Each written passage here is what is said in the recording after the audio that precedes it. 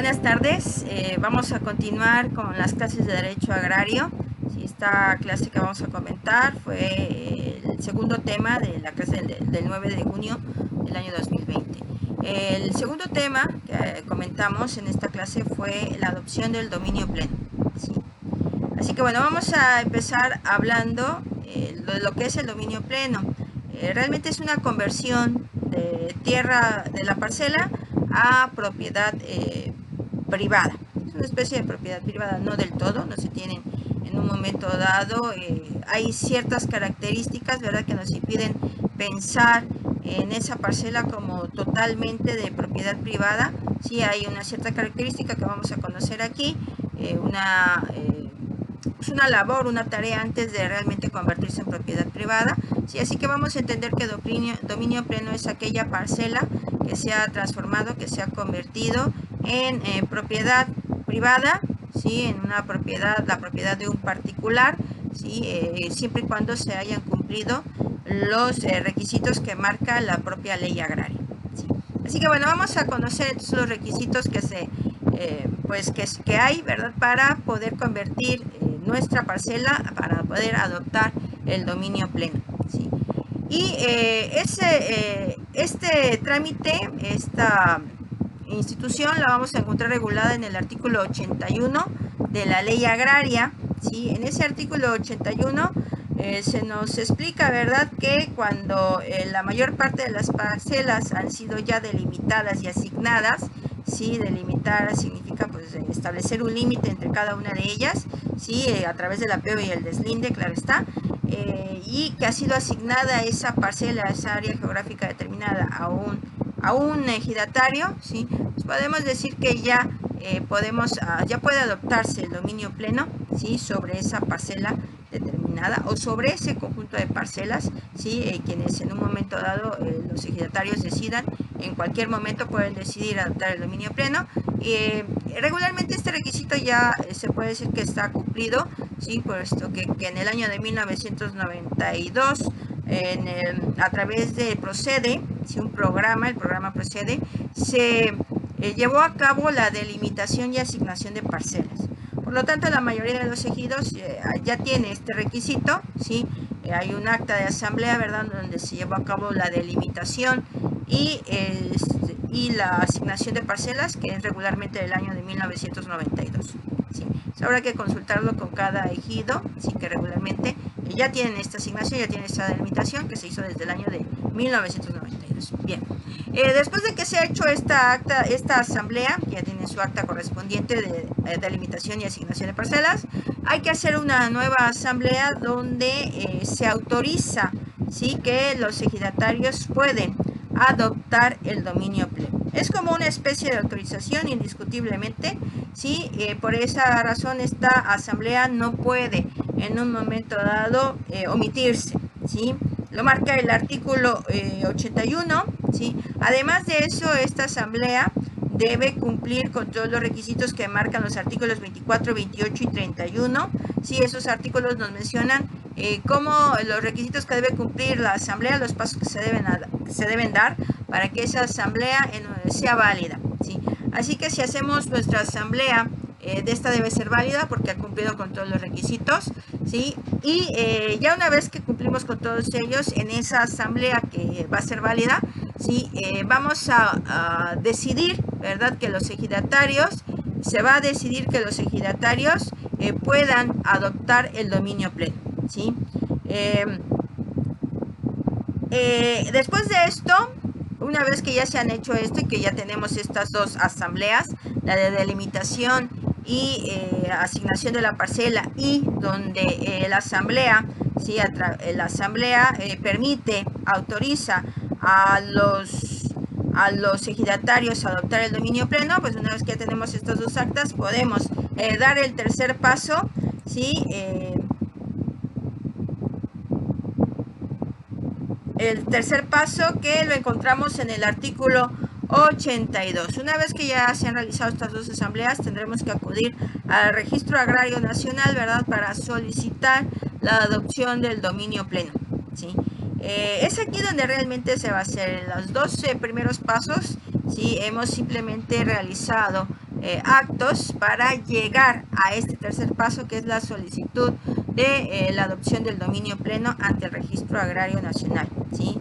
Esto ocurre naturalmente una vez que se han efectuado las asambleas, ¿sí? Tenemos nuestras actas donde se resuelve, donde hay una resolución, ¿sí?, que nos permite adoptar el dominio pleno. Vamos a solicitar ahora la inscripción al Registro Agrario Nacional de estas dos actas, ¿sí? Y pues una vez hecho esto, ¿sí?, ya podemos acudir al registro público de la propiedad correspondiente de la localidad para que nos emitan el título correspondiente, ¿sí? Cuando vamos al Registro Agrario Nacional tendremos que acompañar nuestra solicitud de ciertos documentos, ¿sí?, como son las convocatorias de las asambleas, para demostrar que realmente se llevó a cabo la asamblea, una asamblea válida en la cual se decidió, ¿verdad?, primero la delimitación y asignación de las parcelas, y luego la resolución, la asamblea donde se resuelve, ¿sí?, que los ejidatarios pueden adoptar el dominio pleno.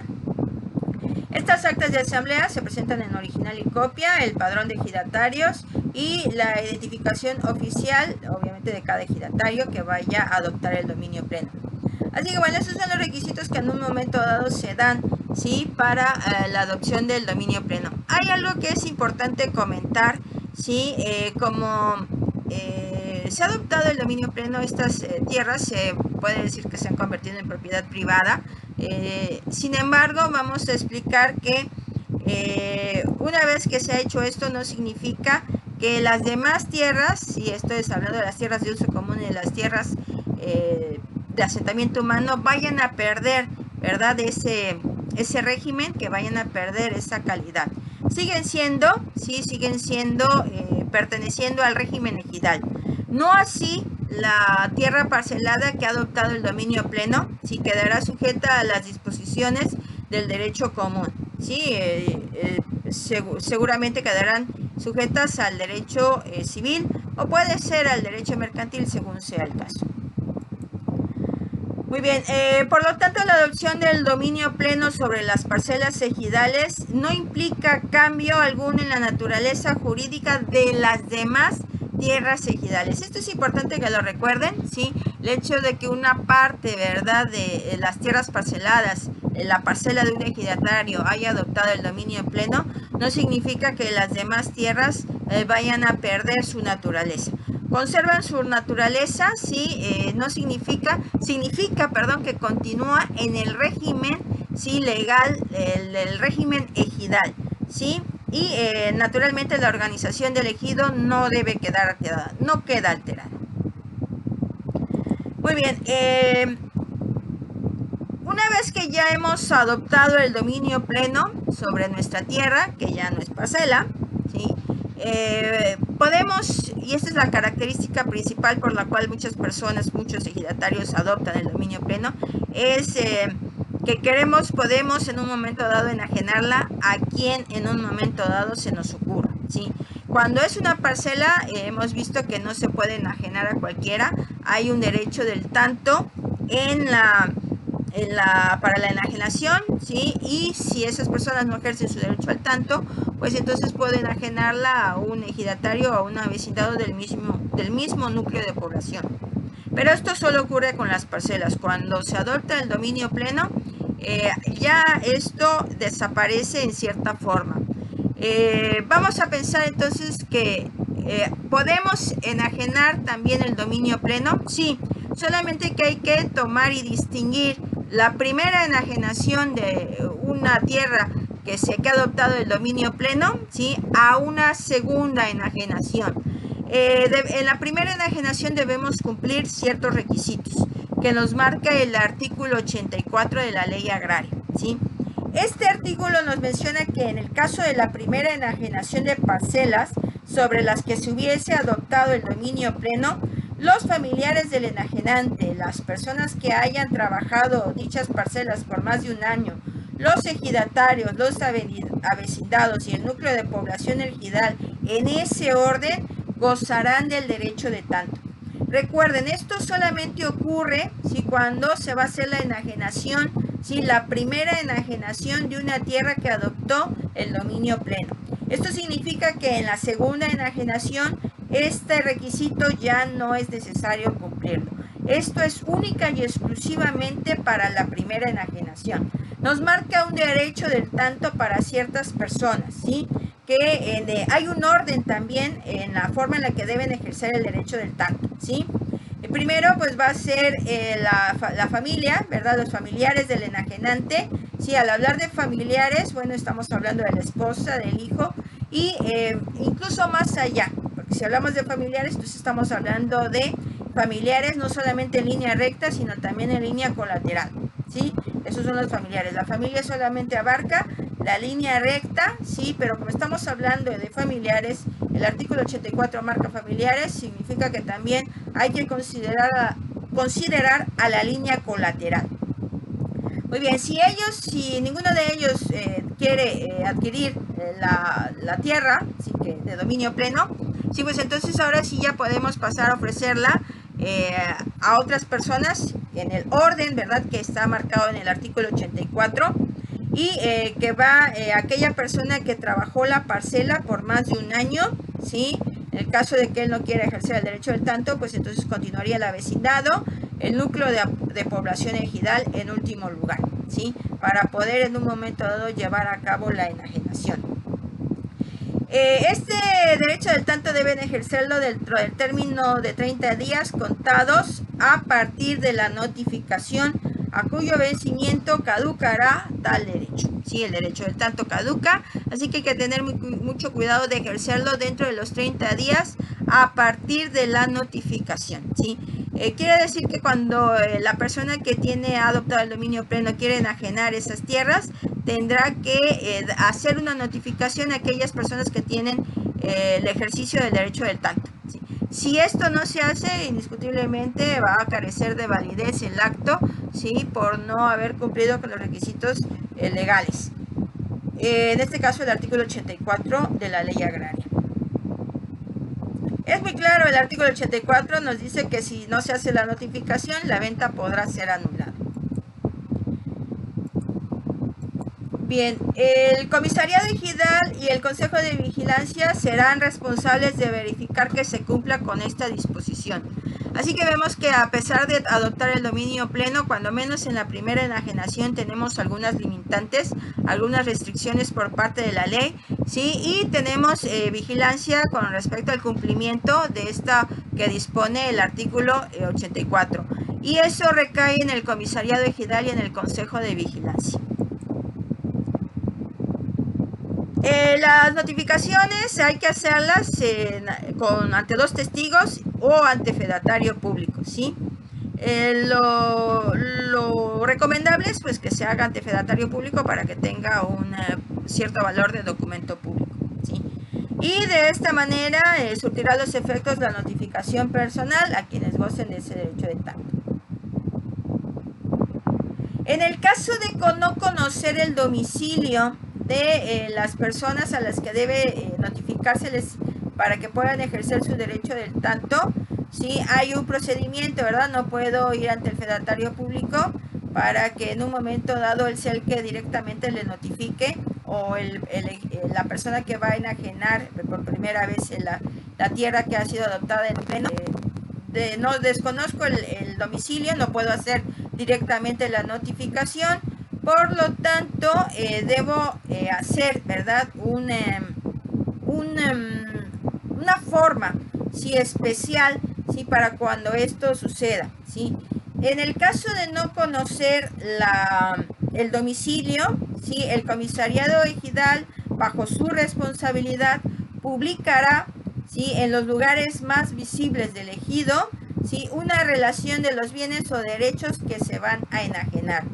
Y esta forma no solamente es para las tierras que van a enajenarse por primera vez y que ya adoptaron el dominio pleno.